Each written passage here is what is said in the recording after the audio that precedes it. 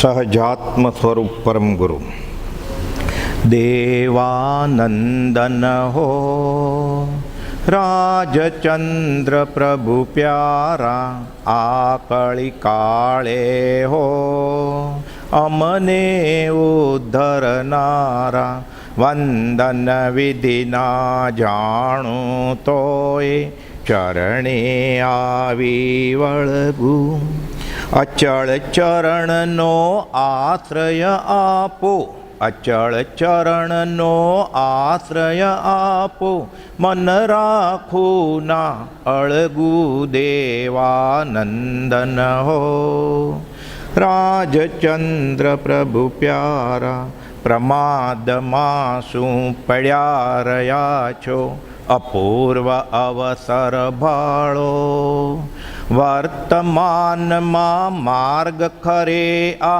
अनेक कंटक वाळो देवानंदन हो राजचंद्र प्रभु प्यारा खसेड़ता काटा परिश्रम थी अमने थाक चढ़े जे अंतर आत्मा के प्रभु जाने अनुसरता न नड़े ए देवानंदन हो राजचंद्र प्रभु प्यारा वर्तमान मा ज्ञानी होत तो केड़ न छोड़त तेनी छेल्लो शिष्य तो वीर प्रभुनो छेल्लो शिष्य तो वीर प्रभुनो सुखद स्मृति छे तेनी देवानंदन हो राजचंद्र प्रभु प्यारा आकळी काळे हो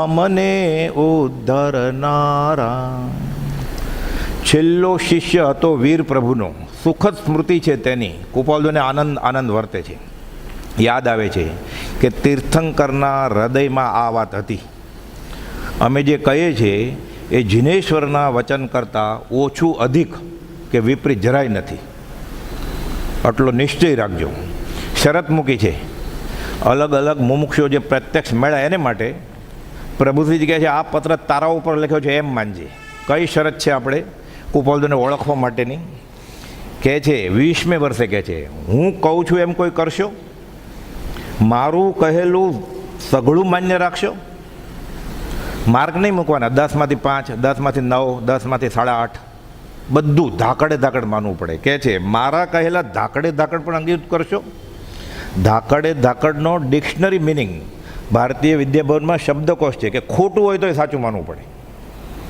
ગઈકાલે વાત આવેલી કે સૂર્ય પશ્ચિમમાં ઉગે છે એમ જ્ઞાની કહે તો માનવું પડે એકવાર એ એના ભલા માટે કહેતા હોય ત્યાં શિષ્ય પોતાનું ડાપણ ડોળે તો લટકી જાય પાછું એટલે કહે છે મારું કહેલું ધાકડે ધાકડ પણ અંગીકૃત કરશો હા હોય તો જ હે સત્પુરુષ તું મારી ઈચ્છા કરજે જે ધાકડે ધાકડ અંગીકૃત કરે એ પોતે સત્પુરુષ થઈ ગયો કુપાલદેવને ધાકડે ધાકડ માને એ સમકીતી છે હજુ કુપાલદેવે સર્ટિફિકેટ આપ્યું 20મે વર્ષે હા હોય તો એ સત્પુરુષ તું મારી ઈચ્છા કરજે અને ના હોય તો થાક ત્યારે આવજે 84માં રખડીને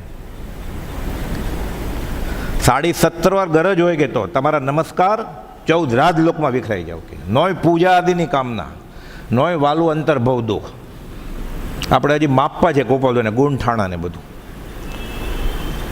4 દિવાલની વચ્ચે વચનામૃતમાં માથું નાખીને એમાં ને એમાં રહેવું જોઈએ ત્યારે કામ થાય બ્રહ્મચારીજી કહેતા જેને ઘરે વચનામૃત છે એને ઘરે સમજણનો ભંડાર છે પણ શ્રદ્ધા પરમ દુલ્લા પ્રભુશ્રીજી કહેતા બીજું કહે છે ખંભાતના મુમુક્ષુઓને એક પત્રમાં ગોપાલદાસ લખે છે 171માં પત્રમાં પત્ર લખવાનો ઉદ્દેશ મારા પ્રત્યે ભાવ કરાવવા માટેનો છે એ લખે હું બીજો મહાવીર છું હું બીજો રામ છું અમારા મને વિતરાગમાં ભેદ ના ગણતા એટલે આપણને એમ થાય કે ભાવ કરાવવો હશે મારા પ્રત્યે ભાવ કરાવવા માટેનો છે એમ જે દિવસ જણાય તે દિવસથી માર્ગનો ક્રમ વિસરાય એમ સમજી લેજો રસ્તો ભૂલ્યા કદાચ એવું થાય તો વિચારવાનું આ ભ્રાંતિથી થાય છે મને આમ કેમ થાય છે મારા આટલા બધા કર્મો આ ભવે તો નથી હું મંદિરમાં આવ્યો અહોભાવથી પણ નક્કી આ પહેલાંના કર્મો નડે છે મને હજી ભ્રાંતિથી જાય છે પ્રભુશ્રીજીને કહે છે એક પત્રમાં ખરા જિજ્ઞાસુને સત્પુરુષ વિશે કેવો ભાવ રાખવા કેવી દ્રષ્ટિ રાખવી એ પ્રભુજીને શીખવાડે છે, ખાસ તો દેવકણજી મહારાજને. તેણે સંમત કરેલું સર્વસંમત કરવું 172માં પત્રમાં કહે છે. એને મંજૂર છે શું આપણે માટે ખાસ આ કાળે મોક્ષ છે ના નથી, મેં વાંચ્યું છે, એને મંજૂર છે તો મને મંજૂર હોવું જોઈએ. 10 બોલ વિચ્છેદ ગયા છે. કુપોલદેવ કહે છે પરંપરા અમનેથી ગયા છે. ગુરુ શિષ્યને કે, શિષ્ય એના શિષ્યને કે, પરંપરા અમનેથી વિચ્છેદ ગયા છે 10 બોલ. મોક્ષમાળાના પાઠમાં કુપોલદેવે કંઈ કાનો માત્રની ભૂલ નથી કરી. એમ લખ્યું છે પરંપરા અમનેથી 10 બોલ વિચ્છેદ ગયા છે. 411માં લખ્યું, પણ આ વિચ્છેદ જ છે એમ એકાંતે અમને લાગતું નથી, એમ જ છે, નથી એકાંતે. પછી એમ કહે છે કેમ ગળે ઉતરે? આ બાજુ આખી દુનિયા, આ બાજુ કુપોલદેવ એકલા. એ તો કોક સૌભાગભાઈ, અત્યારે આપણે ઇતિહાસ થઈ ગયો એમ બોલીએ આપણે. એ 14 વર્ષ મોટા સર્વસંગ પરિત્યાગી સાધુ ગૃહસ્થને જ્ઞાની માને અને પહેલા મિલનમાં 3 નમસ્કાર કરે. 44 વર્ષ મોટા કોઈ ડોસા પૌત્ર જેવડા ઉંમરના જુવાન છોકરાને પહેલી મિટિંગમાં 3 નમસ્કાર કરે સૌભાગભાઈ. આ બધા અછેરો છે, આવતી 24માં લખાશે શાસ્ત્રમાં. આપણે માટે તો ઇતિહાસ થઈ ગયો ખાલી. એને કહે છે હજી કે તેઓએ સંમત કરેલું સર્વસંમત કરવું. હવે એને બાકી શું હતું પ્રભુશ્રીજીને? પ્રથમ મિલનમાં 3 નમસ્કાર કરે તો ક્યાંક કચરો પીડ્યો હોય, નહીં ચાલે. બેફાટ આત્મા શુદ્ધ કરવો છે. સૌભાગભાઈ અને ખાસ તો ડુંગરેશભાઈ ગોથળિયાને પત્રમાં લખે છે, કોઈ વાતના શબ્દોના સંક્ષેપણાથી એમ ભાસી શકે કે અમને કોઈ પ્રકારની હજી કંઈ સંસાર સુખ વૃત્તિ છે તો ફરીવાર વિચારજો. નિશ્ચય છે કે 3 કાળને વિશે અમારે આ છે જ નહીં. આ બધી શરત મૂકી છે. અમારા સંબંધમાં આ ભાસવું તે આરોપી જ જણાવાયું ગયા છે. અમારા ઉપર આરોપ મૂક્યો કે અમને સંસાર પ્રિય છે એવું માનશો તો અમારા ઉપર આરોપ મૂક્યો તમે. કોઈ પણ જાતના આત્મિક બંધનથી અમે સંસારમાં રહ્યા નથી. 415માં લખે છે. રેવાશંકરભાઈ સ્ત્રી એટલે પત્ની અને રવજી બાપા કુટુંબનું દેવું ચૂકવવું છે. કેવું લોન નહોતી લીધી, પૂર્વભવનું ઋણાનું બંધ ચૂકવવું છે કે આત્મિક બંધનથી અમે સંસારમાં નથી. પછી એમાં લખે છે 415માં, આવો અંતરંગનો જે ભેદ, જે જીવ નિકટમાં મોક્ષે જવાનો હોય એના સિવાય કોણ સમજે? એટલે કુપોલદેવને જે ઓળખે એ નિકટભવી હોય. કુપોલદેવની તો વાત જ નથી, એ અહીંયા જ મોક્ષમાં છે. એને જે ઓળખે આવો જે અંતરંગનો ભેદ જે જીવ નિકટભવી ન હોય એને કેમ સમજાય? કુપોલદેવ કહે છે. એટલે પ્રભુશ્રીજી, સૌભાગભાઈ, જૂઠાભાઈ ને અંબાલાલભાઈ જે નિકટભવી હોય એ સમજે, બીજા કેમ સમજે? કે જાણે સંત સલુણા તેને જેનો હોય છેલ્લો અવતાર, જીવું ધન્ય તેનું. શાસ્ત્રના પ્રખર અભ્યાસી જૈન સાધુ સાધ્વીને શાસ્ત્રનો મર્મ ન સમજાય. એમ કે આપણે મોરબી રાજકોટ જઈશું, ધારતીભાઈને પૂછી જોશું. ગાંગે અણગારના ભાંગાની વાત આવે છે ને, આપણે હજી વાંચીએ ને 20 વાર વાંચ્યું તો લમણા દુખે એવું છે. ધારતીભાઈ કે મને મા સતીજી મહારાજ પૂછશે તો ખરા, હું જવાબ શું આપીશ? ખાલી મનમાં વિચાર આવ્યો. કુપોલદેવે અંતર્યામી પણ નથી જાણીને બધું લખી નાખ્યું. બકરીના મોઢામાં કાગળ હતો, માર્કેટમાંથી આવા ધારતીભાઈ. હાથમાં લાકડી હોય, મેજિસ્ટ્રેટ બધા. પહેલાંના જમાનામાં સાધન સંપન્ન માણસો લાકડી રાખતા હાથમાં, શીશમની. હટાવે છે, બકરીના મોઢામાંથી કાગળ પડે છે, એમ લખ્યું હતું ગાંગે અણગારના ભાંગા. એ ધારસીભાઈને કુપોલદેવ લખે છે કે તમે જે ધર્મની ક્રિયા કરવી હોય કરો, ધ્યાન જપ તપ ક્રિયા માત્રે સર્વ થકી અમે જણાવેલું કોઈ વાક્ય જો પરમ ફળનું કારણ ધરતા હો તો. હું તીર્થયાત્રા કરું, હું દાન દઉં, હું વાંચું, હું આંબેલ ઉપર આંબેલ કરું, હું 5 વર્ષ તપ કરું ઉપરા ઉપરી, અપવાસને પારણે અપવાસ પાછો, એનું ફળ શું? કુપોલદેવનું વચન સાચું છે મનાય તો. ધારસીભાઈને લખે છે, ધ્યાન જપ તપ ક્રિયા માત્રે સર્વ થકી અમે જણાવેલું કોઈ વાક્ય જો પરમ ફળનું કારણ ધારતા હતો, નિશ્ચયપણે ધારતા હતો. પાછળથી ક્યાંક લાઇબ્રેરીમાં ગયા, ક્યાંક અપાસરામાં ગયા, કોઈ સંત મળ્યા, કોઈક શિવપશ્મી પુરુષ મળ્યા, કોઈક તર્ક કરે એવા મળ્યા. જયસિંહભાઈ ઉજમસી, જોઠાભાઈને મોટાભાઈ, દિવાળીભાઈ મા સતી કહે છે, બધી વાત બરોબર કે. જયસિંહભાઈને કહે છે મા સતી, અમારે ઘરે એક પુરુષ આવે છે, કેવળી જેવી વાત કરે છે.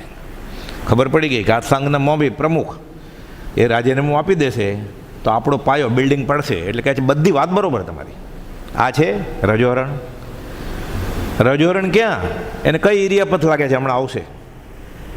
સૌભાગભાઈ પૂછે છે તમારી દશા શું છે? કુપોલદેવ કહે છે અમને શું લાગે છે એ ક્રિયા. જયસિંહભાઈ કહે છે મારું પાણી ઉતરી ગયું, દૂધનો ઉફાળ બેસી ગયો. વચનામૃત છપાઈને બહાર આવ્યું, એણે અભરાઈ ઉપર મૂકી દીધું. પોતે લખે છે, રડતા રડતા કહે છે પછી બધાને બધું મળજો, કુસંગ નહીં મળતા.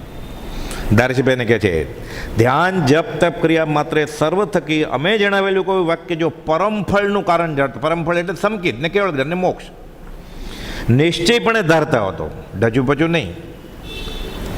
પાછળથી બુદ્ધિ લોક સંજ્ઞા, લોકો શું કહેશે, મેજિસ્ટ્રેટ આ જુવાન છોકરાને ગુરુ માને, છત્રી દઈને ચાલે ઊભી મોરબી બજારમાં. શાસ્ત્ર સંજ્ઞા, કર્મગ્રંથમાં તો આમ લખ્યું છે, થાણાંગ સૂત્રમાં આમ લખ્યું છે, અને દિગંબરના ફલાણા ગ્રંથમાં આ લખ્યું છે. તો કુપાલદેવને શાસ્ત્ર નથી ખબર, એ તો શાસ્ત્રના રચયિતા છે. કુપાલદેવ શાસ્ત્ર પુરુષ છે, એનાથી શું અજાણ્યું છે? જે લખે છે હવે કોઈ વાંચન બાકી નથી કે જે વાંચી જઈએ, એનું શું બાકી હોય? તીર્થંકરના હૃદયની વાત લઈને આવ્યા તો ભગવાન મહાવીર બોલે, ગણધર ઝીલે, કુપાલદેવ સાથે હતા છેલ્લા શિષ્ય, તો એ સાંભળતા છે ને બધું. અને કહે છે કાળનો ક્ષય પશ્ચિમી પુરુષ છે, યાદશક્તિ એવી તીવ્ર છે, પોતે લખીને આપ્યું છે. આભ્યંતર પરિણામ અવલોકન હાથનો ચોથીમાં સહજમાં, હાથનો પહેલીનો ચોથો ભાગમાં, કે અમારી યાદશક્તિ કાળનો ક્ષય પશ્ચિમી પુરુષ છીએ અમે, કે ભૂલી ગયા છે બધું કે ફલાણા શાસ્ત્રમાં શું લખ્યું હશે. એ નક્કી કરે બનારસી દાસની દશા કઈ છે, ગૌતમ બુદ્ધની દશા કઈ છે, કબીર મીરાબાઈની દશા કઈ છે, કુન આર્ય મહારાજ અને આનંદજી મહારાજની દશા કઈ છે, કુપાલદેવ નક્કી કરે. કેમ? એ બીજા મહાવીર છે એટલે, પરિપૂર્ણ સ્વરૂપ જ્ઞાન થયું છે એટલે એ નક્કી કરે ને, તમે હું નક્કી કરીએ. એટલે કહે છે પાછળથી બધી લોક સંજ્ઞા શાસ્ત્ર સંજ્ઞા પર ન જતી હોય તો કદાચ જાય તો બહુ વાંચ્યું હોય એટલે. પ્રભુજી જ કહેતા જેણે વધારે વાંચ્યું હોય ને ક્ષેવો પછી હોય ને એને વધારે કચરો નડે, વધારે સાફ કરવું પડે, કે એ વાપરે આત્માર્થે તો કામનું. 139માં પત્રમાં કુપાલદેવ ખુલાસો કર્યો છે, નહીં તો માત્ર મનનો આમળો. પાછળથી બુદ્ધિ શાસ્ત્ર સંજ્ઞા પર ન જતી હોય તો જાય તો તે ભ્રાંતિ વડે ગઈ છે એમ ધારતા હતો. શાસ્ત્રમાં ખોટું લખ્યું જ નથી કાંઈ, પણ એ આશય પુરુષ સમજાવે તો. આપણે જૈનનું આગમ વાંચીએ તો રખડીએ, અને કુપાલદેવ લખ્યું છે કે ભાગવત જો સત્પુરુષ સમજાવે તો ક્ષણમાં મોક્ષ કરી દે. અરે ગોપી સાથે કનૈયો નાચે એ વાંચીએ તો મોક્ષ થઈ જાય. એ ગોપી એટલે સત્પુરુષની ચિત્ત વૃત્તિ, અને કનૈયો એટલે સહજ આત્મ સ્વરૂપ. એ કોણ સમજાવે આપણને? એ 50 વર્ષથી ગીત અને ભાગવતની કથા કરતા હોય એને ન ખબર હોય. એ કુપાલદેવ જાણે કે કનૈયો એટલે શું હોય અને ગોપી એટલે શું હોય. એમ ધારતા હો તો પાછળથી બુદ્ધિ લોક સંજ્ઞા શાસ્ત્ર સંજ્ઞા પર ન જતી હોય તો ભ્રાંતિ વડે ગઈ છે, કદાચ જાય તો એમ માનવાનું. આ વાક્યને ઘણા પ્રકારની ધીરજ વડે વિચારવા ધારતા હો તો તમને પત્ર લખો છે, નહીં તો તમને પત્ર લખવો નથી. 373માં લખ્યું. આટલું બતાડ્યું. તમારા ઘરે 10મે વર્ષે હું આવ્યો ને અવધાન બતાડ્યા, આવો માલસીભાઈ, આવો હેમરાજભાઈ, એને ઘરે બન્યું આ બધું. આ ચમત્કાર જોયા, હજી ચોપડા ફેરવો છો તમે? ગુણઠાણા સમજવા માટે છે, ભાવની અપેક્ષા ઓર છે. 62મો પત્ર દેવકરણજી મહારાજ આત્મસિદ્ધિ તો લખી, પ્રભુશ્રીજીને મોકલી. અંબાલાલભાઈને કહ્યું કોપી બનાવો 4 પ્રત, પ્રભુશ્રીજીને મોકલો. એક લખે છે 718મો પત્ર આત્મસિદ્ધિ. 719માં લખે છે આત્મસિદ્ધિ અવગાવવામાં કેવો ભાવ રાખો. દેવકરણજી મહારાજ કે હું વાંચું. કેમ? આગમના અભ્યાસી એના વ્યાખ્યાનમાં એ સમયે ચીજ પોકલીમાં હજાર માણસો બેસતા. પ્રભુશ્રીજી કહેતા દેવકરણને કોઈ સાંભળ્યા હોય ને તો 6 મહિના સુધી મગજમાં ખુમારી રહે, કે પ્રભુશ્રીજી વખાણતા. એટલે કે આત્મસિદ્ધિ વાંચી લો કે કામ આવે ને, બોલવા કામ આવે. એટલે કહે છે કુપાલદેવ સત્પુરુષ જેવો એટલે શ્રીમદ રાજચંદ્ર જેવો આપણા માટે ખાસ. પ્રભુશ્રીજીને બ્રહ્મચારી કીધા આ પત્ર દેવકરણજી મહારાજ ઉપર નહીં, દેવકરણજી મહારાજ ઉપર તો પ્રભુશ્રીજી હતા, આપણી ઉપર કોણ છે? આપણી શ્રદ્ધા સિવાય. આ પત્ર આપણી ઉપર લખ્યો છે. શું? સત્પુરુષ જેવો મારા પ્રત્યે કોઈ પરમ ઉપકાર કર્યો નથી એવો અખંડ નિશ્ચય આત્મામાં લાવી. પ્રત્યક્ષ સદગુરુ સમ નહીં, પરોક્ષજીનો ઉપકાર કોઈ નહીં. 14 રાજલોક બ્રહ્માંડમાં કુપાલદેવ જેવો મારા ઉપર કોઈ ઉપકાર કર્યો નથી. અધ્યાત્મમાં વ્યવહારે ઘણાએ કર્યો છે, એ વ્યવહાર ધોરણે એનો બદલો આપી દેવો, આપવો હોય તો. સત્પુરુષ જેવો મારા પ્રત્યે કોઈ પરમ ઉપકાર કર્યો નથી એવો અખંડ નિશ્ચય આત્મામાં લાવી, અને આ દેહના ભવિષ્ય જીવનમાં પણ પછી 5-15 વર્ષ પછી કુપાલદેવ હયાત ન હોય ત્યારે પાછી ટોપી બદલાવી લેવાની. ગંગા ગયા તો ગંગાદાસ, જમના ગયા તો જમનાદાસ, એમ નહીં. અનંતાનુબંધી કર્મ છે આ. શું થાય? કુપાલદેવ લખે છે તો મેં આત્માર્થ જ ત્યાગ્યો અને ખરા ઉપકારીના ઉપકારને ઓળવાનો દોષ કર્યો એમ જાણીશ. સમજ શિખર જવાનું, વૃષભરાજ અજિતરાજના દર્શન કરવા માટે, ગિરનાર ચડવાનું નેમિરાજના દર્શન માટે. ઈડર, રાજકોટ ને સમજશિખર ત્રણે એક જ છે આપણે માટે. એ થાય બોલવા માટે નહીં. અંદરનો રણકાર, સતનો રણકાર થાય. 100ની સ્પીડે કાર જતી હોય અને વચમાં દેરાસર આવે પાર્શ્વનાથ ભગવાનનું, એમ હોય ફણાધરા પાર્શ્વનાથ જીરાવલી, તેમ થાય પાર્શ્વનાથનું મંદિર છે, એમ થાય ત્યારે કુપોલદેવને ઓળખ્યા ગણાય. કહેવા માટે નહીં. કોણ સર્ટિફિકેટ આપવાનો છે આપણે? આપણે જેવા જ છે તો બધા. કોનું સર્ટિફિકેટ જોઈએ છે આપણે? એક સત્પુરુષને રાજી કરવામાં આખી જિંદગી ગઈ, બીજાના સર્ટિફિકેટની જરૂર નથી આપણે. તાત ચક્ર ધૂર પૂજ્ય લોક તો વાત કરેલી. યશોજી મહારાજ મલ્લીનાથ ભગવાનનું સ્તવન લખે છે. ભરત ચક્રવર્તી વિચારે છે ઋષભનાથ ભગવાનને રીઝવું, જ્ઞાન થયું છે, એના દર્શને જાઓ, પહેલાં ખોળોનો છોકરો આવ્યો છે એનો ઉત્સવ મનાવવું, કે આયુધ શાળામાં ચક્ર દેવ લોકોએ મોકલ્યું છે એની પૂજા કરે, પછી ચક્રવર્તીનો શપથવિધિ થાય, પછી પાર્લામેન્ટમાં ક્યાં જવું? રીઝવું એક સાય, લોક તો વાત કરે રહી. લોક મૂકે પોક પ્રભુશ્રીજી કે જીતને તારે ગગન મેં ઉતને શત્રુ હોય, કૃપા ભાઈ શ્રી રાજ કી બાલ ન બાકા હોય. દુનિયાના સર્ટિફિકેટો આનંદકાલથી લીધા જ છે. તો આજે નગર શેઠે હતો, રાજાએ હતો, રાજકુમાર હતો, સાયન્ટિસ્ટ હતો, મોટા મોટા નોબેલ પ્રાઇઝ જેવા ઇનામે મળેલા પહેલાં. આ ભવ્ય મળ્યા, શું કામ આવ્યા? દેહ છૂટવાનો હોય ત્યારે સર્ટિફિકેટ કામ આવે, એફડી કામ આવે. ફલાણા મિનિસ્ટર કે કમિશનર સાથે બેઠો હોય ને વિડીયો ઉતાર્યો હોય, કામ આવે ત્યારે એ વિડીયો એ જોવે તો સમાધિ મરણ થાય કે છઠ્ઠીએ જાય સીધો? આમ તો ગણિત જેવું છે, સમજાય એવું છે, પણ જીવ સંઘને યોગે ભૂલ્યો છે હજી. આત્માર્થ જ ત્યાગ્યો અને ખરા ઉપકારીના ઉપકારને ઓળવાનો દોષ કર્યો એમ જાણીએ છીએ. આવી બળવાન શરત આશ્રય બાબત દેવકનજી મહારાજ સર્વસંગ પરિત્યાગ્યું બાળ બ્રહ્મચારી સાધુને મૂકી. સત્પુરુષની આજ્ઞામાં આગળ લખે છે, સત્પુરુષની આજ્ઞામાં વર્તવાનો જેનો દ્રઢ નિશ્ચય વર્તે છે અને તે નિશ્ચયને જે આરાધે છે તેને જ જ્ઞાન સમ્યક પરિણામી થાય છે. વચનામાં તો આખું ઊંધેથી મોઢે હોય, પણ મનમાંથી હજી નીકળ્યું ન હોય તો એને સાધન બાર અનંત કયો જેવું થાય. સીડી પેન ડ્રાઈવ હાર્ડ ડિસ્કમાં કેમ હોય અને મગજમાં ભેરું. કોપલ તો 139માં કહે છે કે મજૂરે માથે શાસ્ત્રો મૂક્યા, પંડિતે મગજમાં ઘોસ્યા. બધું સરખું જ છે કે સરખું નહીં, ઓલાને મેનતણું મેળવ્યું, આને જ્ઞાનનું અભિમાન થયું. આ પાછળ છે એના કરતાં. તેને જ જ્ઞાન સમ્યક પરિણામ થાય છે. પછી પ્રભુશ્રીજી કહેતા દેવકરણના ડાપણનો ભૂસાડીઓ થયો કે પછી અમારું માનતો નહોતો, છેલ્લે ડાપણનો ભૂસ. પછી તો લખે છે કુપોલદેવને, લિખિતન લિંગધારી દેવકિરણ, હું વેશને સાધુપણું માનતો હતો, હવે ભૂલ નહીં કરું. સત્સમાગમ સમાન બીજો 661મો પત્ર લખે છે કે સત્સંગ, કુપોલદેવના વચનની વાત ચાલે છે આપણે, એટલો અથવા એથી વિશેષ ભાર કે ફલાણા શાસ્ત્રમાં આમ લખ્યું છે તેથી વિશેષ ભાર શાસ્ત્ર પ્રત્યે મૂકે છે તે જીવને અપ્રશસ્ત શાસ્ત્રીય અભિનિવેશ છે. અપ્રશસ્ત એટલે માઠો, કડવો, અધોગતિ લઈ જાય એવો શાસ્ત્ર અભિનિવેશ છે. આ પણ પત્ર કુપોલદેવે પ્રભુશ્રીજીને લખ્યો. કેમ? દેવકીર્ણજી મોહનલાલજી મહારાજ માટે.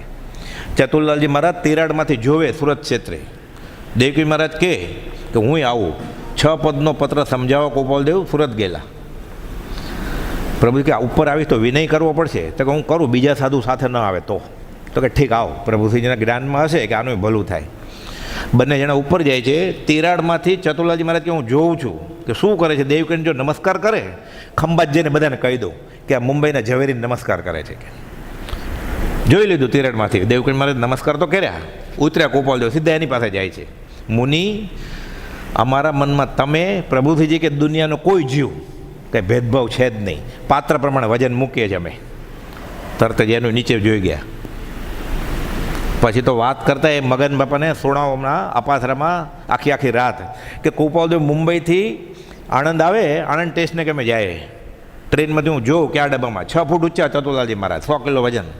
જે ડબ્બામાં હોય ને કે હું આગળ ઊભો રહું, પ્રભુશ્રીજી તો ઉંમર મોટી, નબળા, આગળ જઈને ઊભો રહું કે ઉતરવા જાય ને હું કેચ પકડીને પછી નાચું કુપોલદેવને. પ્રભુશ્રીજી રજોરની દાંડી મારે કે મેલ ગાંડિયા ભગવાનને લઈને નચાય નહીં કે હું છોડું કે આવી શ્રદ્ધા. પછી કે મને ભગવાન મળ્યા તો જેમ મીરાબાઈ શ્રીકૃષ્ણની મૂર્તિ લઈને નાચતા, એમ કે હું જીવતા ભગવાન લઈને નાચતો કે આનંદ ટેસ્ટને કે ગાંડિયા મેલ ભગવાનને લઈને નાચાય નહીં કે તો હું છોડું નહીં કે પછી 2-3 વાર કે રજોણ મારે પછી છોડું કે.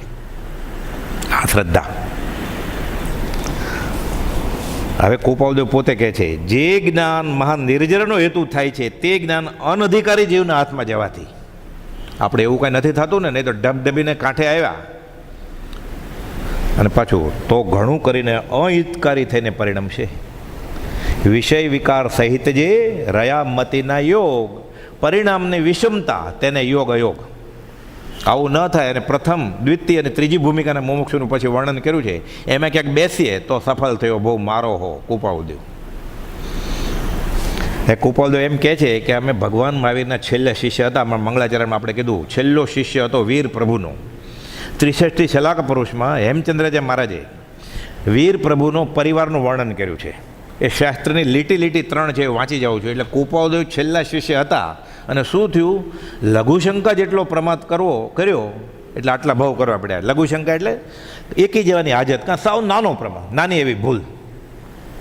હવે કૃપાલદેવ ત્યારે આ લિસ્ટમાં ક્યાં હશે, લખે છે શ્રી વીર પ્રભુને ભગવાન મહાવીર 14,000 મુનિઓ, 36,000 સાધ્વીઓ, 314 પૂર્વધારી, 1300 અવધિ જ્ઞાની, 700 વૈક્રી લબ્ધિવાળા અને તેટલા જ કેવળી, 700 કેવળ જ્ઞાની હતા ભગવાન મહાવીરના પરિવારમાં. અને તેટલા જ અનુત્તર વિમાને જનારા, સર્વાર્થસિદ્ધમાં જાય છેલ્લો ભોગ, પછી માણસ થઈને મોક્ષે જાય, કાં લોકાંતિકમાં જાય, કાં અનુત્તરમાં જાય, કાં સર્વાર્થસિદ્ધમાં જાય. એ બધું એ જ કેવળી અને તેટલા જ અનુત્તર વિમાને જનારા. 500 મન પ્રયોગ જ્ઞાની. કૃપાલદેવને મન પ્રયોગ જ્ઞાન ઝવેરી બજારને ગલ્લે હતું, એટલે ત્યારે એના કરતાં ક્યાંક એટલું તો હશે જ ને. 500 મન પ્રયોગ જ્ઞાની, 1400 વાદી, 1,59,000 શ્રાવકો અને 3,18,000 શ્રાવિકો. આટલો પરિવાર થયો. 63 શલાકા પુરુષ ચરિત્ર ભાગ 4માં પાના નંબર 239 ઉપર આ હેમચંદ્ર મહારાજ 850 વર્ષ પહેલાં થયા એણે લખ્યું છે. આ ભાઈ ક્યાંય કૃપાલદેવને મળ્યા નહોતા. જેની જીભે સરસ્વતી રમતી તેને એ બોલે ત્યારે કુમારપાળ રાજાના દરબારમાં 52 જણા લખતા હતા. એ બોલે, 1 જણા 2 જણા લખે તો અડધું જ લખાય. એટલે તમે ક્યાંક લખો, તમે ક્યાંક લખો, તમે ક્યાંક લખો, ત્યારે પૂરું લખાય એટલું બોલતા. એટલો એનો ક્ષેપ પ્રશ્ન હતો. એ મહારાજે આમ લખ્યું છે. એટલે કૃપાલદેવ આ ગ્રુપમાં ક્યાંક હતા ત્યારે મહાવીર સ્વામીની સાથે. અવધિ જ્ઞાની, મન પ્રયોગ જ્ઞાની, લબ્ધિધારી કે કેવું, અને લઘુશંકા જેટલો પ્રમાદ કર્યો એટલે અહીંયા આવ્યા. હવે આ બધામાંના એક શ્રીમદ રાજચંદ્ર કહે છે કે લઘુશંકા જેટલો પ્રમાદ કરવાથી આટલા ભાવ કર્યા. લખે છે 450માં, અજ્ઞાન યોગીપણું જન્મથી જ નથી. અને પોતે જ લખે છે જે પુરુષનું દુર્લભપણું ચોથા કાળને વિશે હતું. તો ચોથા કાળ સિમંદર સ્વામી પાસે આવા પુરુષ ન હોય શ્રીમદ રાજચંદ્ર જેવા? શંકા થાય ને. ત્યાં 2 કરોડ કેવળી છે તો કૃપાલદેવ જેવા ન હોય ત્યાં? આવું કેમ બોલ્યા છે કૃપાલદેવ? ગૃહસ્થ વ્યવહારમાં હોય, સર્વસંગ પરિત્યાગ નથી કર્યો અને ત્યાગ વૈરાગ એવો જ છે કેવળી જેવો, એવા ન હોય ત્યાં. 2 કરોડ કેવળી તો છે જ, ઉત્કૃષ્ટે 7 કે 9 કરોડ હોય. પણ કૃપાલદેવની જેમ ઘરબાર છે, બહારથી ગૃહસ્થી છે, ધંધો વેપાર છે અને ત્યાગ વૈરાગ પૂર્ણ પ્રગટ્યો છે. આવી દશાવાળા ત્યાં ન હોય ચોથા કાળમાં. જે પુરુષનું દુર્લભપણું ચોથા કાળને વિશે, આ એનો અર્થ છે. તો આ બધું ટોળું હતું તો વીર પ્રભુને ત્યારે ચોથો કાળ જ હતો ને. આપણે હમણાં વાંચ્યું એ બધા સાધુ હતા, કોઈ ગૃહસ્થ નહોતો આમાંથી. મન પ્રયોગ જ્ઞાની, કેવળી કે વેકરી, લબ્ધિધારી કે 14 પૂર્વધારી. કૃપાલદેવ ગૃહસ્થ વિશે તે બહારથી, તે બાહ્યથી ગૃહવાસમાં પણ અંતરંગે મુનિવરો પ્રભુ તુલ્ય મહાશય તત્વજ્ઞાની રાજચંદ્ર મયા કરો. આ થવું જોઈએ. તો રોજ પૂર્ણિમા જ છે આપણે માટે, કેમ કે આપણે માટે જ જન્મ્યા છે કૃપાલદેવ. અલ્પ પ્રમાદ ન થયો હોત તો ત્યારે જ ભવભ્રમણ પતી ગયું હોત અને મહાવીર સ્વામી સાથે વયા ગયા હોત. કે ઠેર ઠેર એણે તો પ્રકાશ્યું છે. કાલે વાત આવી, ફરી વાર રિપીટ કરીએ. હું બીજો મહાવીર છું, હું અમૃત સાગર છું, હું કલ્પવૃક્ષ છું, હું અમૃતની સચોડી નારિયેળી છું. અમારા મને વિતરાગમાં ભેદ ગણશો નહીં, અમારા મને મહાવીરદેવમાં ભેદ ગણશો નહીં. ભેદ પેરણનો છે. અશરીરી ભાવે ન જીવી શકાતું હોય તો અમે નથી એમ માનો. અને પ્રભુજીને ઈડર ક્ષેત્રે કહે છે 57-55માં, આ બેઠા છે સિદ્ધ અને સિદ્ધશિલા. જ્ઞાની જ્યાં બેસે એ કટાશનું સિદ્ધશિલાનો ટુકડો, અને જ્ઞાની છે સહજ આત્મ સ્વરૂપ. આત્મા અને સદગુરુ એક જ સમજવા. કૃપાલદેવ ઉપદેશ સામે લખ્યું છે 718માં પાના ઉપર. આત્મા અને સદગુરુ એક જ સમજવા. આ વાત વિચારથી, ઘણા વિચારથી ગ્રહણ થાય છે. કૃપાલદેવ લખ્યું છે. આમ કેમ? જેના પરિણામ લક્ષણથી, ગુણથી અને વેદનથી જેણે આત્મા અનુભવ્યો અને એ જ પરિણામ જેના થઈ ગયા. એટલે જ્ઞાની સહજ આત્મ સ્વરૂપ જ છે. બહારથી જોવા જાય તો મેળ પડે એમ નથી. ફેટો દેખાય, ડગલો દેખાય, ઝવેરી બજાર દેખાય, પગમાં જોડા હોય એ દેખાય, કાશી તેડી હોય એ દેખાય. અંતરદ્રષ્ટિથી રાજ નિહાળો, બાહ્ય દ્રષ્ટિ દુઃખદાયી છે. અને આપણે ચામડાથી આંખથી જોવાથી ટેવાઈ ગયેલા છે. એટલે એ તો કોઈ જ્ઞાની મળે, પ્રવચન અંજન કરે તો. પ્રવચન અંજન જો સદગુરુ કરે, દેખે પરમ નિધાન જિનેશ્વર. જ્યોતિ વિના જુઓ જગદીશની, અંધો અંધ પલાય જિનેશ્વર. આપણે આપણી જો હોય કોઈક બોલવામાં, લખવામાં કે ગરદી કરવામાં વધારે હોશિયાર હોય, એની પાછળ એને ગુરુ માની લઈએ, એટલે અંધો અંધ પલાય. આંધળો નાય કાણિયો ઊંધો રસ્તે લઈ જાય. આંધળો તો સારો કે એને કંઈ દેખાતું જ નથી, કાણિયો ઊંધે રસ્તે લઈ જાય, ફંટાઈ જાય. ઓલો તો ઊભો રહી જાય આંધળો. એટલે બહુ દેવું ન ચડે, એ કરીએ છીએ આપણે. એટલે જેણે કુપાલદેવને ઓળખ્યા છે આપણે માટે પ્રભુ થઈ જાય. પાછા બોલીએ ખરા આપણે, સંતના કહેવાથી મારે કુપાલદેવની આજ્ઞા માન્ય છે. એ કહે છે અમે જોખમદારી લઈએ છીએ. જોખમદારી લેવી સહેલી નથી પાછા કહે છે, પણ વસ્તુ સાચી છે એટલે લઈએ છીએ. એને આપણે આગળથી શું જોતું હતું?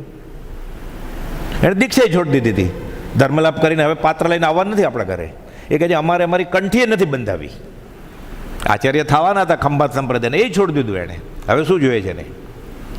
એના કરતાં આગળ કુપાલદેવને શું જોતું છે આપણા આગળથી? સાધુ તો ધર્મલાપ કરીને આવે એટલે આપણે હાથ જોડીને એને પાત્રમાં વરાવીએ અને લાભ લઈએ. કુપાલદેવ તો રળ્યો રોટલો ખાતા હતા, પોતે કમાઈને પોતે ગુરુજાન ચલાવતા હતા. અંબાલાલભાઈને કહ્યું હતું કે 10 રૂપિયા સૌભાગભાઈને મોકલો અને 12.5 રૂપિયા રવજી બાપાને મોકલો, આપણે ત્રણેય જણા સત્સંગ કરીએ ચરોતરમાં.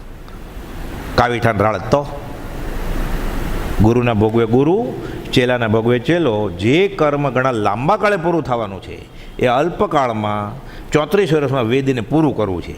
એટલે કારમો ઉદય છે આ. ત્યાં આવ્યો રે ઉદય કારમો, પરિગ્રહ કાર્ય પ્રપંચ રહે. તોય ધન્ય દિવસ, આવો ખરાબ સમય આવ્યો તોય તમે કારમા દિવસ કહો છો, પણ ધન્ય ધન્ય કેમ? નિર્જરા થાય જ ને. 1 કરોડનું દેવું હોય ને 99,99,999 પતી જાય, આનંદ ન આવે? એટલે કે ધન્ય દિવસ આ હો. બે ફાટ આત્મા અનુભવ એ ધન્ય દિવસ, કારમાં ઉદય આવ્યો એ ધન્ય દિવસ.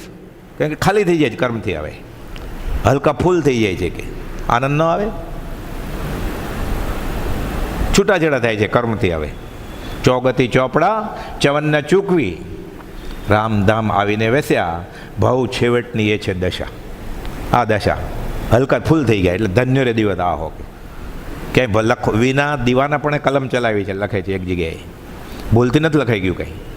ગાંધીજી કહે છે, કવિ રાયચંદભાઈના સત્સંગમાં હું સતત 2 વર્ષ હતો મુંબઈમાં. કે હું તો બ્રીફલેસ બેરિસ્ટર. કે ક્યારે એણે લખ્યું હોય એને ચેક કરીને ફરીવાર લખ્યું હોય એવું મેં જોયું નથી. કે આ વાણી આત્માને લૂછાઈને નીકળી છે. મોહનલાલજી મહારાજને કહે છે વડવા ક્ષેત્રે 3જા દિવસે સમાગમમાં. આશ્રમ નહોતો ત્યારે, આશ્રમની બહાર વડ નીચે આ વાણી લૂછાઈને નીકળે છે. કે વિચારવી ક્યાંથી પડે? આત્માથી સહજ નીકળતી હોય તો ખરે છે. સ્વરૂપસ્થિત ઈચ્છા રહિત વિચરે પૂર્વ પ્રયોગ, અપૂર્વ વાણી ખરે છે. કે તીર્થંકરના હૃદયની વાત ખરે છે. કે આ હવે આટલું આ બેકગ્રાઉન્ડ, આટલી કન્ડિશન, આ એફિડેવિટ સહી કરી આપણે. હવે કુપાલદેવની દશા કઈ? તો કેવળીની દશા કઈ? 383માં પત્રમાં કુપાલદેવ લખે છે કે શ્રી તીર્થંકરે, અર્ધેથી 383માં પત્ર. આપણે હવે 255 પત્રમાં સૌભાગભાઈ કુપાલદેવને પૂછે છે તમારી હમણાં દશા કેવી છે? એટલે આપણને ખબર પડે કુપાલદેવની દશા કેવી છે. એ પત્ર લે એના પહેલાં સૌભાગભાઈને આ લખ્યું એ પહેલાં તીર્થંકરે કેવળીની દશા કેવી કહી છે 13મા ગુણસ્થાનકની, એ કુપાલદેવે 383માં પત્રમાં લખ્યું છે. શ્રી તીર્થંકરે 13મા સ્થાનકે વર્તા પુરુષનું નીચે લખ્યું છે તે સ્વરૂપ કહ્યું છે. હું નથી કહેતો કુપાલદેવ, કે તીર્થંકર ભગવાને કહ્યું છે. આત્મભાવને અર્થે સર્વ સંસાર સંવૃત્ત કર્યો છે જેણે. કામ એક આત્માર્થનું, બીજો નહીં મંદ રોગ.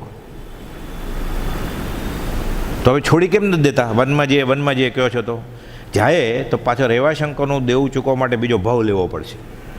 સ્ત્રી જે છે તેની સાથે જે ભૌગોલિક કર્મ બંધાઈ ગયું છે ફરીવાર પાછું અવતરવું પડશે. 24માંથી 22 તીર્થંકર અવતર.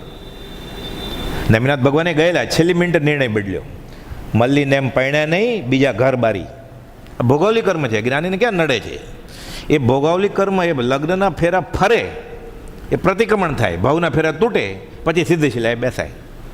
કંઈ બાકી ન રહેવું જોઈએ. કરવું, કરાવડાવવું, કરતા પ્રત્યે અનુમોદવું, મનથી, વચનથી, કાયાથી. 9 કોટીએ કોઈ પૂછેલું કુપાલદેવને, કચ્છમાં અમુક સંપ્રદાય છે 8 કોટી નાની પક્ષ, 6 કોટી.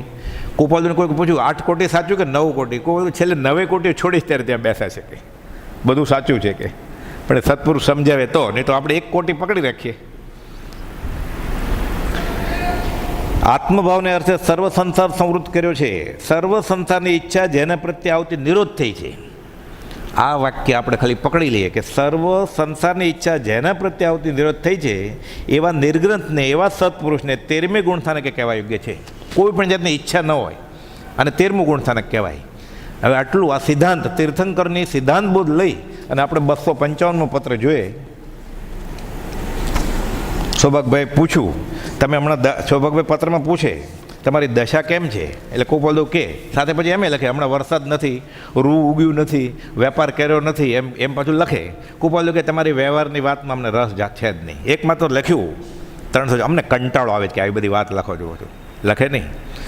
સૌભાગભાઈ લખે અમે ભૂખે મરીએ છીએ, 8 દિવસ પછી ઘરમાં ધાન નથી અને લોકો આગળ હાથ લંબાવે તો લોકલજ્જા. કુપાલદેવ લખે લોકલજ્જા મિથ્યા છે અને આજીવિકા મિથ્યા છે, પણ ખાવું શું? ભૂખે પેટ ભજન કેમ થાય એ તમે જાણો. કે પ્રાણી માત્ર અન્ન અને પાણી પ્રાય પામી લે છે, કે કીડીને કણ, હાથીને મણ, અને નહીં મળે ખાવાનું મળશે જ, કેમ કે શરીર મળ્યું છે આ દંડક છે, સજા માટે મળ્યું છે, એટલે ખાવાનું તો મળશે. શરીર ન હોય તો દંડ કેવી રીતે થાય આત્માને? અને કદાચ શરીર ન હોય તો શરીર ન હોય એટલે તો મંદિરમાં આવવાનું છે અશરીર ભાવ લેવા માટે. તો શરીર શાશ્વત રીતે છોડી દેવા માટે તો અધ્યાત્મમાં પ્રવેશ કરવાનો છે આપણે. એટલે સૌભાગભાઈ કુપાલદેવને વળગી રહે અને ખાવાનું ન મળે, દેહ છૂટી જાય, તો એના જેવું બીજું ઉત્તમ શું? અશરીરી ભાવ માટે જ આપણે અહીંયા આવીએ જ ને, કે શરીર તગડું કરવા માટે. તમારે ફાયદો જ છે. સૌભાગભાઈને કહે છે કે જેને ખરા પરમાત્માની ભક્તિ છે એને આવી કઠણાઈ હોય જ. દાજા ઉપર ડામ મૂકે તો સૌભાગભાઈની શ્રદ્ધામાં ફેરફાર પડ્યો નથી. 250 પત્ર કુપાલદેવ પાછા લખે, જ્ઞાની પ્રત્યે વ્યવહાર માગશો તો દર્શન આવણીય કર્મનો બંધ પડશે. 368માં લખ્યું. સૌભાગભાઈથી લખાઈ જાય ભૂખનું દુઃખ બહુ મોટું છે, પણ ભાવ બદલ્યા નથી. પોતાની વ્યવહારિક ઈચ્છા પૂરી નથી થતી છતાં જ્ઞાની પ્રત્યે જેને બીજો ભાવ આવતો નથી, આ ખરો મુમુક્ષુ, આ સંકિતનો ધણી કહે છે મને સાકાર રૂપે હરિની પ્રાપ્તિ થઈ. સૌભાગભાઈ કહે છે, કુપાલદેવ સર્ટિફિકેટ આપે છે, સાકાર રૂપે હરિની પ્રાપ્તિ થઈ. તમારા આ વચનને હું પ્રત્યક્ષ દર્શન લેખું છું. બેફાટા સમકીદા, પરોક્ષ નહીં. કુપાલદેવ લખ્યું નામના સમ્યક જ્ઞાને જ્ઞાની સમકિત ગણતા જ નથી. ખાલી 4 જણા બેફાટ આત્મા અનુભવ્યો અપૂર્વ જ્ઞાન, એને જ સર્ટિફિકેટ આપ્યું કુપાલદેવે. એડમિશન ફોર્મ જ 95% ઉપરવાળાને આપે છે.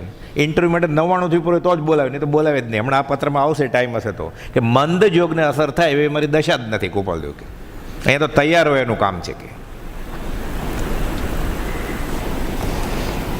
255 અમારી દશા હાલમાં કેવી વર્તે છે જાણવાની આપની ઈચ્છા રહે છે, પણ જેવી વિગતથી જોઈએ તેવી વિગતથી લખી શકાય નહીં, એટલે વારંવાર લખી નથી, અત્રે ટૂંકામાં લખીએ છીએ. ટૂંકામાં બધું જ કહી દીધું કુપાલદેવે. કાલે આપણે વાત આવેલી છેલ્લા ફકરામાં 8 વાર કહી દીધું કે અમે ભગવાન છીએ, અમે સિદ્ધ છીએ, અમે ઈશ્વર છીએ. અમારો દેશ હરિ છે, દિશા હરિ છે, દેહ હરિ છે. અમારું નામ રૂપ જાત કાળ હરિ છે, અમારું બધું હરિ છે. અને હરિનો અર્થ 209માં કુપાલદેવે લખ્યું કે અમે જ્યારે આવો શબ્દ વાપરીએ હરિ કે સત, ત્યારે પરમાત્મા, ઈશ્વર કે સિદ્ધ સમજવું.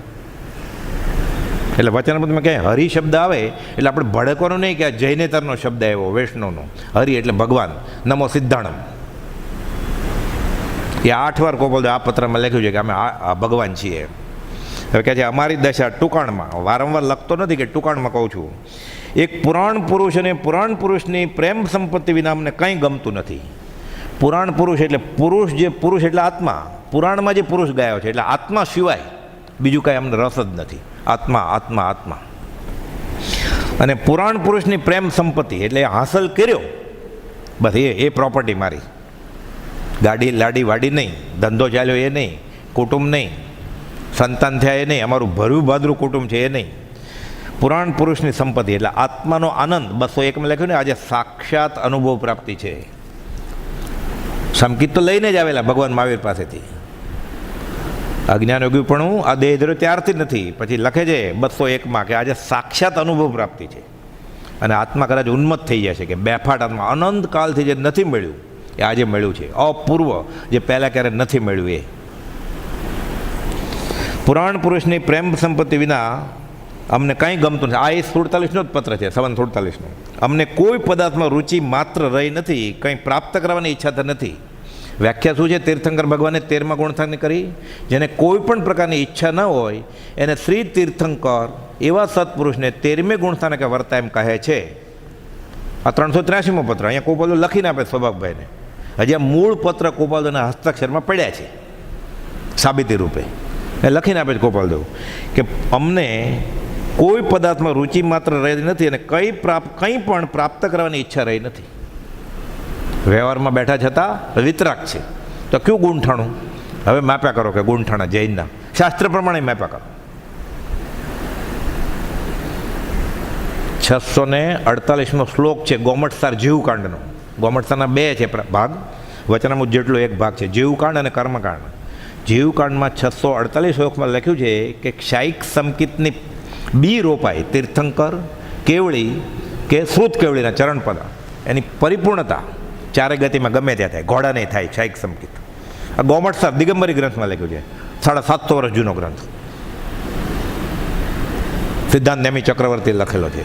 અને નિયમસારમાં કોણ આચાર્ય મહારાજે લખ્યો છે. એના 146માં શ્લોકમાં એની ટિપ્પણી છે 252, 53 ને 54માં શ્લોકમાં કે આવા પુરુષમાં અને સર્વમાં વિતરાગમાં આપણે જે ભેદ સમજીએ છીએ એ જીવની મૂળતા છે. આ નિયમસારમાં લખ્યું છે. પણ આપણે નિયમસારનો નિયમ જ કોઈક બીજાએ સમજાય હોય. એ કુનકુન આચાર્ય મહારાજના આશયો સમજીએ તો કોપાલદેવ કોણ છે સમજાય. પણ આપણે પાછા સમજવા બીજે ગયા હોય ને લાઇબ્રેરીમાં. એ તો ડૂબે, પામે તોનો સંગ એ ડૂબે પાછું. નિયમસાર વાંચવાના નિયમ છે પાછા એ કુનકુન આજે મારે જે કર્યા છે આગળ કે કોને માટે છે આ સમયસર નિયમસારે. પ્રભુશ્રીજીને કોપાલદેવ મુંબઈ ક્ષેત્રે આત્માનું શાસન વાંચવાનું કહેતા, દિગંબરી ગ્રંથ કે નિવૃત્તિમાં વાંચજો. હવે એ તો સર્વસંગ પરિત્યાગી સાધુ નિવૃત્ત જ છે ને દીક્ષા લીધા પછી. તો કે મુંબઈમાં નહીં, તમારી પાસે કોઈ ન આવતા હોય ત્યાં પછી વડવા ગયા, કાવીઠા ગયા, રાળજ ગયા, પછી વાંચતા. એ આપણે ભરી બજારમાં 4 રસ્તા ભેગા થાય ત્યાં નિયમસર વાંચવો છે. શું સમજાય આપણે? ત્યાગ વિરાગના ચિત્તમાં થાય ને તેને જ્ઞાન. જ્ઞાન માર્ગ દુરારાધ્ય છે કોપાલદેવ કહ્યું, ગમે તેને અડાય નહીં. 693માં પત્રમાં લખ્યું છે. કોના માટે છે આ? એ વાંચીને પછી આપણે કોપાલદેવને માપીએ કઈ ગતિ થાય આપણી. એ કહેતા ન વાંચતા લખતા આવડતું હોત તો જ વહેલો છૂટત મોક્ષે જાત.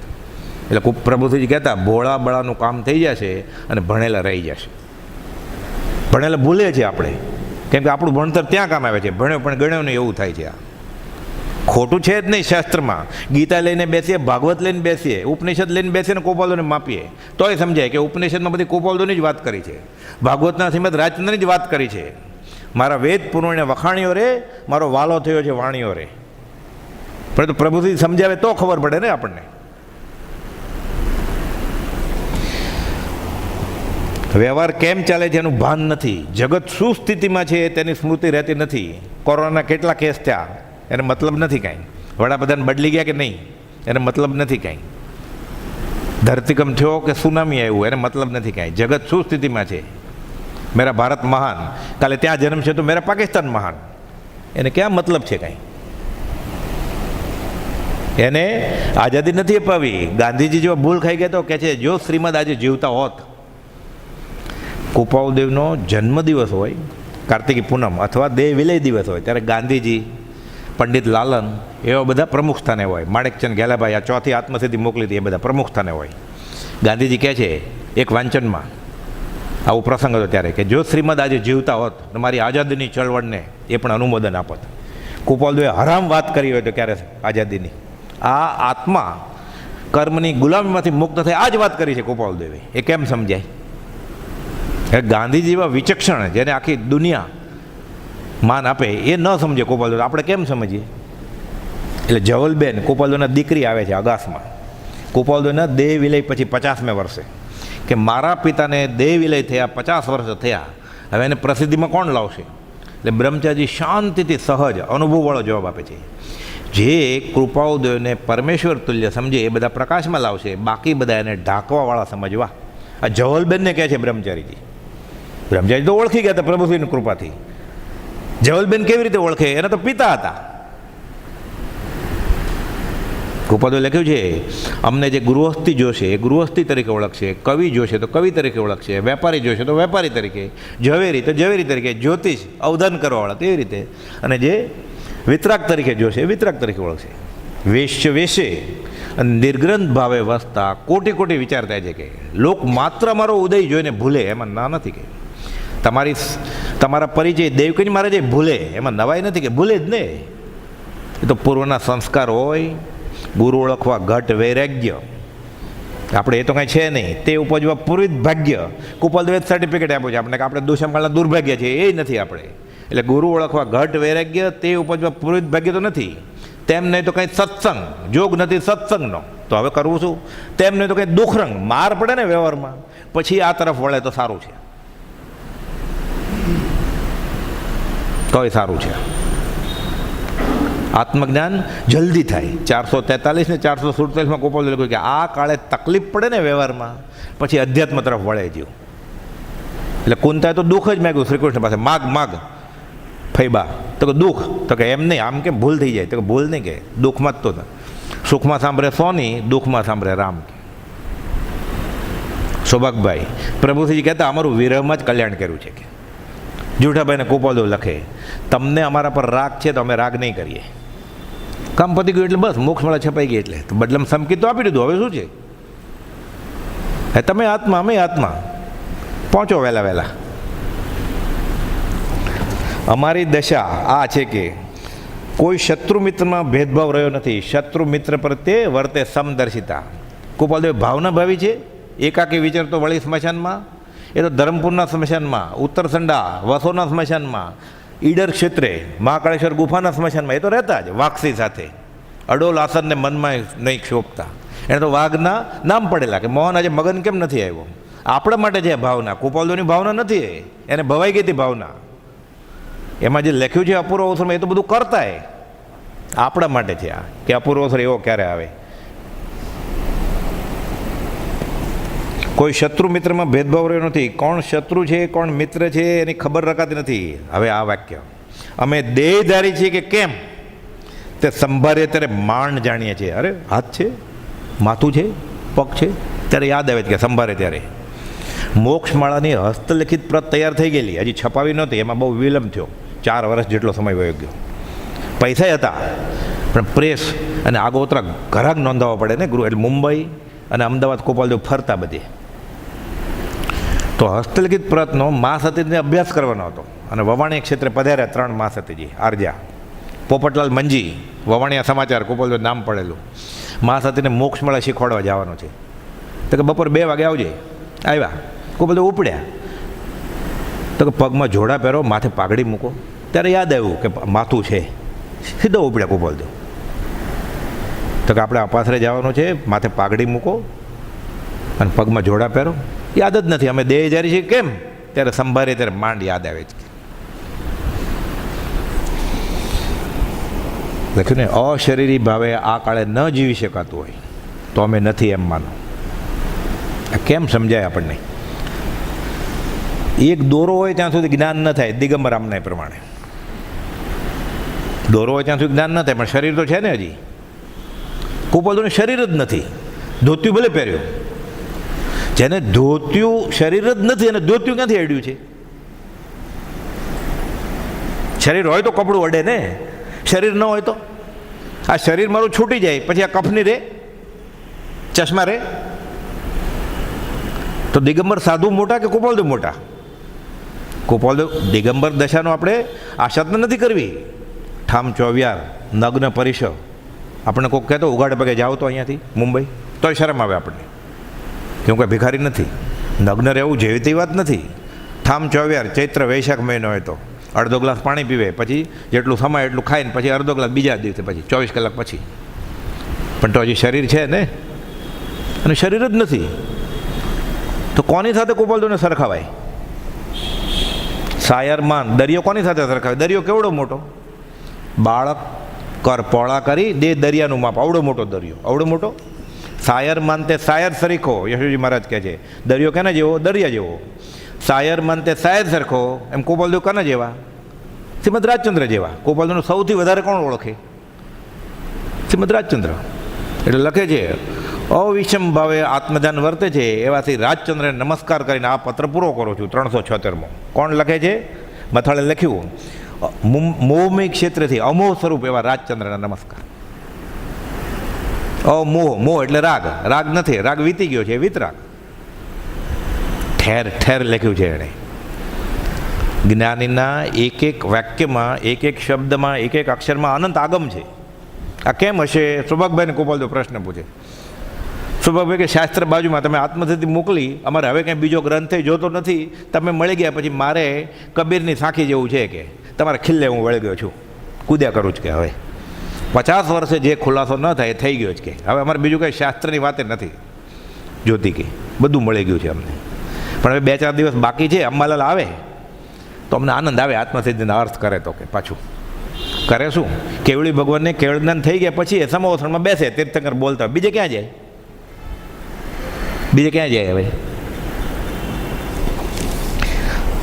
જગત શું સ્થિતિમાં છે તેની સ્મૃતિ રહેતી નથી. અમે દેહધારી છીએ કે કેમ તે સંભાળ ત્યારે માંડ જાણીએ છીએ. અમારે શું કરવાનું છે તે કોઈથી કળાય એવું નથી. અમે બધાય પદાર્થથી ઉદાસ થઈ જવાથી ગમે તેમ વર્તીએ છીએ, કે રસ જ નથી. વાત ન ગમે આ વિશ્વની, આઠે પર ઉદાસજી. ખાવું પીવું, ઉઠવું બેસવું, પૈસા, વિષયારસ વિષમ લાગે, ચેન પડે નહીં સંસાર, એને ઝેર જેવું લાગે છે બધું.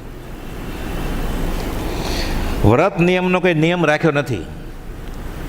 રાત્રિ ભોજનનો ત્યાગ, હવે એને દિવસે જ નથી ખાવું ત્યારે રાત્રિ ભોજનનો ત્યાગની ક્યાં વાત છે? હું સૂર્યાસ્ત પછી પાણી નહીં પીવું, એને દિવસે પાણી નથી પીવું તો રાત્રે પાણી પીવાની ક્યાં વાત આવી? એક પત્ની વ્રત, એને જોતું જ નથી કાંઈ તો એક પત્ની વ્રતની ક્યાં વાત કરો છો? કે આ જગત સાવ સોનાનું થાય તો ત્રણ વચ્ચે પરિગ્રહ પ્રમાણની ક્યાં વાત આવી? કે મારે પરિગ્રહ પ્રમાણ કેટલું? 20 કરોડ કમાવો ત્યાં સુધી. આ જન્મમાં કમાવો જ નથી. આપણો પરિગ્રહ પ્રમાણ આવું હોય એટલે કોઈ અટકાવી જ ન શકે આપણને, જીવે ત્યાં સુધી, લાખ વર્ષ જીવે તોય. કે હું 20 કરોડ થાય ને 2 વિમાન થાય ને પછી ધંધો છોડી દઈશ. એને પરિગ્રહ પ્રમાણ શું છે? આખું જગત સોનાનું થાય તો ઘાસ બરાબર છે. તો એને કયો નિયમ? એટલે કે વ્રત નિયમની કાંઈ જરૂર જ નથી અમારે. આખું જગત કંઈ ને કંઈ મળે ઈચ્છે છે. ચક્રવર્તી પણ વધતા વૈભવને ઈચ્છે છે અને દેવ લોકો પણ ઉપલા દેવવાળાનો વૈભવ જોઈને બળે છે. અહો જ્ઞાનીઓ તેથી વિપરીત જ દીઠું, કિંચિત માત્ર ગ્રહવું તે સુખનો નાશ. આ વાક્ય નીકળે છે એના મોઢામાંથી. આપણે અત્યારે ઊભા થઈને બોલવું હોય કે હું કુપોલદેવનો સાચો મુમુક્ષુ છું એમ બોલી શકીએ? એ કહે છે હું બીજો મહાવીર છું. આ કેમ બોલાય? ખાલી એના વચન વિશ્વાસે રહીએ ને સુખી થઈ જાય તોય, વચન વિશ્વાસે સુખી તોય કામ થઈ જાય એવું છે. કાંઈ આંબેલ ન કરીએ, ભૂખે ન રહીએ, દાન ન આપીએ તો બધું કરવાનું જ છે. એ ન થાય એને ખાલી શ્રદ્ધા આવે, બધું થશે. પછી અવસર આવે એ થશે બધું. વચન વિશ્વાસે સુખી, બાકીની જિંદગી કાઢીએ તો. મંત્રે મંત્ર્યો સ્મરણ કરતો કાળ કાઢવું હવે આ, જ્યાં ત્યાં જોવું પરભણી ભૂલી, બોલ બોલું પરાયા. આત્મા માટે જીવન જીવવું, લક્ષ રાખી સદાય પામું સાચો જીવન પલટો, મોક્ષ માર્ગી થવાની. અમે દેહધારી છીએ કે કેમ તે સંભાળી ત્યારે માંડ જાણીએ છીએ. અમારે શું કરવાનું છે? હા, વ્રત નિયમનો કોઈ નિયમ રાખ્યો નથી. જાત ભાતનો કોઈ પ્રસંગ નથી. જાતિ વેશનો કોઈ ભેદ નથી. બધાને માટે છે ખુલ્લો. બધા ચેતનને સત્તા છે મોક્ષ જવાની. કુપોલદેવે તો ભવિ અભવિનો ભેદ કાઢી નાખ્યો. સર્વજીવ છે સિદ્ધસમ. આગળ વ્યાખ્યાન થરમાં 2 જગ્યાએ લખ્યું છે. અભવિ જેવું કંઈ છે જ નહીં. અત્યારે વિષયાંતર નથી કરવું આપણે. સર્વજીવ છે સિદ્ધસમ. જે સમજે તે થાય, પુરુષાર્થ કરશે એ છૂટશે. બાકી તીર્થંકરના ચરણ સમીપે બેઠો છે એ રહી જશે, પુરુષાર્થ નહીં કરે તો. વ્રત નિયમનો કોઈ નિયમ રાખ્યો નથી. જાત ભાતનો કંઈ પ્રસંગ નથી. અમારાથી વિમુખ જગતમાં કોઈ માન્યું નથી. શબ્દાદિક વિષયો અનુભવ્યા સ્મૃતિમાં આવવાથી, કે પહેલાંના ભવે એમ બધું ભોગવી લીધું છે. કોઈ અબળખાઓ વાર્તા બાકી નથી રહી ગયા. કે અથવા ઈશ્વર ઈચ્છાથી તેની ઈચ્છા રહી નથી. હવે કર્મ જ એવા છે કે બધું શૂન્ય, કાંઈ જોતું જ નથી. હવે પોતાની ઈચ્છાએ થોડી જ પ્રવૃત્તિ કરવામાં આવે છે. તો પછી મુંબઈ ઠેઠ વવણ્યાથી ગયા તો સ્વરૂપ સ્થિત ઈચ્છા રહિત વિચરે પૂર્વ પ્રયોગ. પહેલાં કર્મ બાંધી લીધું હતું, એટલે જવું પડે છે પૂર્વકર્મના ધક્કે. જેમ હરિએ ઈચ્છેલો કર્મ, હરિ એટલે આકાશી ભગવાન નહીં, હરિ એટલે કર્મનો ઉદય, જેમ લખાણા છે કર્મ એમ, તેમ દોરે છે. હૃદય પ્રાય શૂન્ય જેવું થઈ ગયું છે. યોગીઓ ભયોભવની મહેનત કરે. આનંદજી મહારાજે લખ્યું ને 17માં તીર્થંકર ભગવાન કુંતુનાથના સ્તવનમાં, મનડું કિમી ન બાજે ઓ કુંતુજીન, મનડું કિમી ન બાજે. આગમધર અભ્યાસીને કે હાથમાં આવતું નથી, આ એક પગે ઊભો રહે તોય. એ કોપલદોને કહે છે હૃદય શૂન્ય જેવું છે.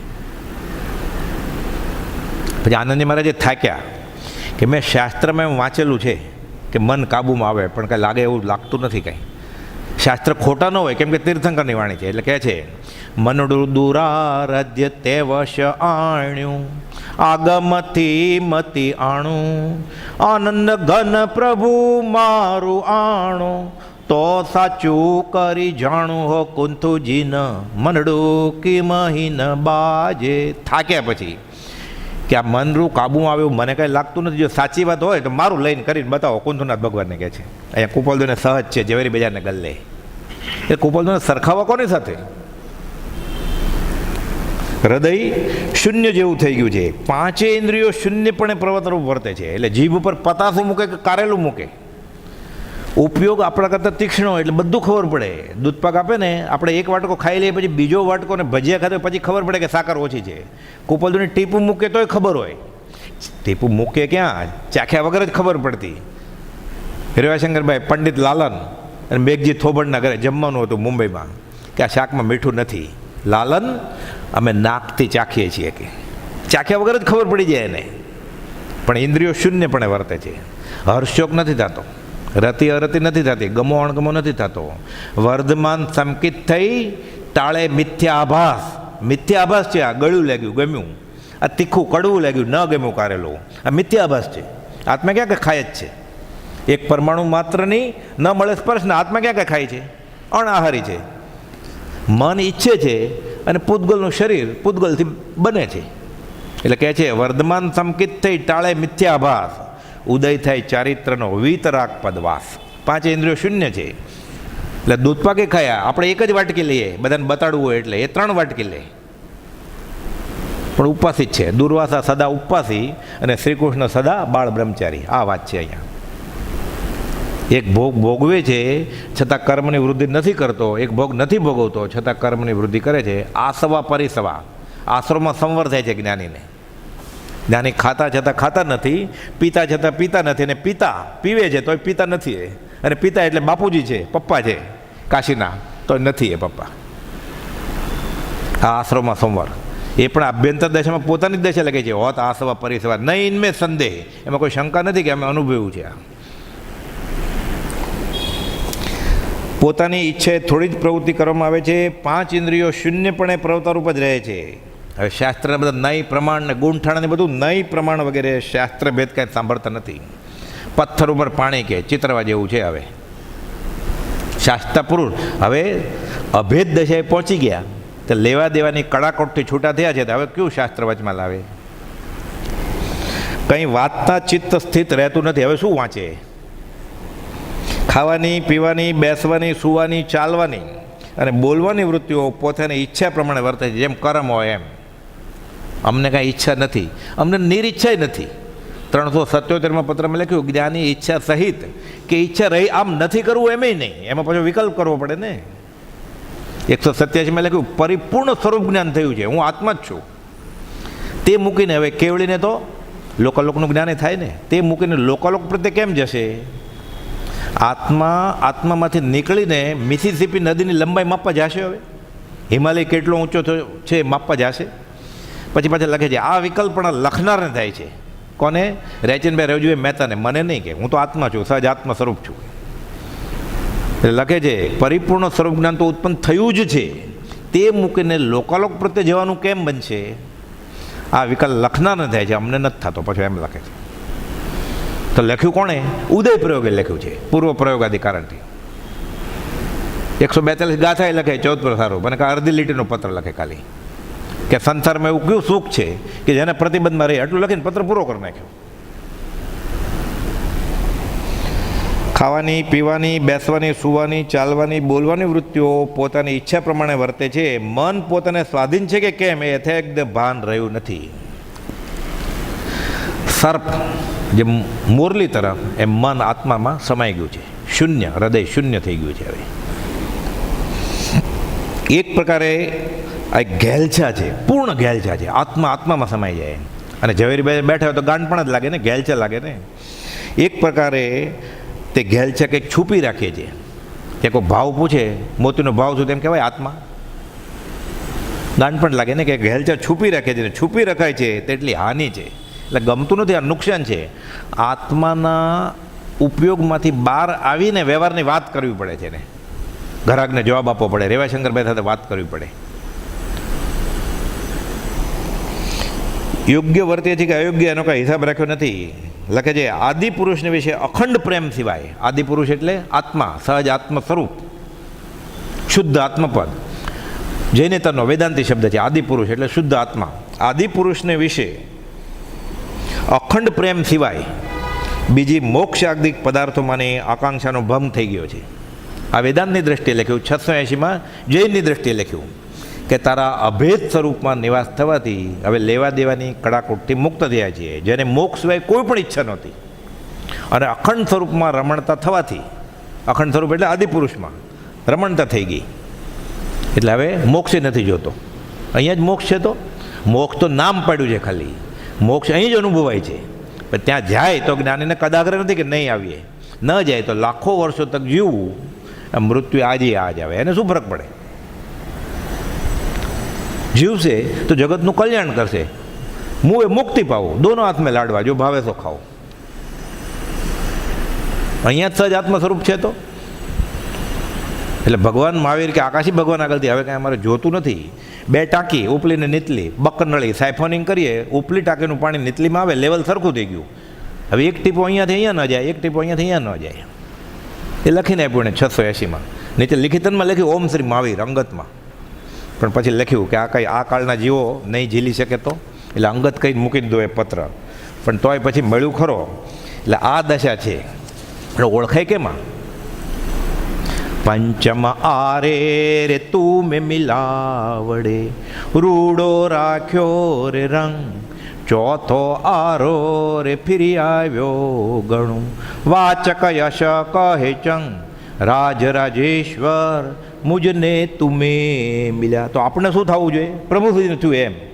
કેમ ભૂલું ઉપકારો કૃપાળુ તારા, કેમ ભૂલું ઉપકારો.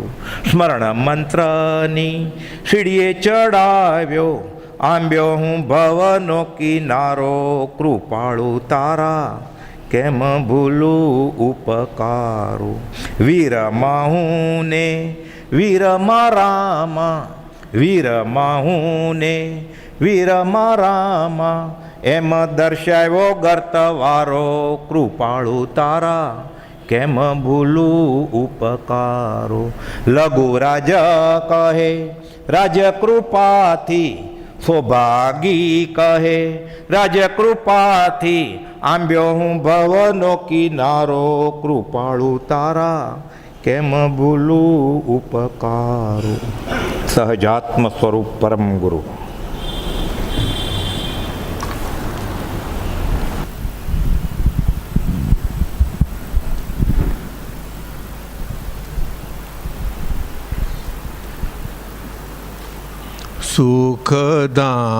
સુખધામયના તસુ સંત ચહે, દિન રાત રહે તદ ધ્યાનમહી, પર શાંતિયના તસુદામય જે, પ્રણમુ પદતે વરતે જયતે.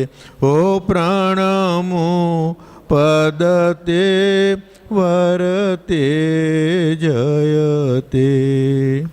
પ્રાણિત્વા સ્તુતિ કરીશું.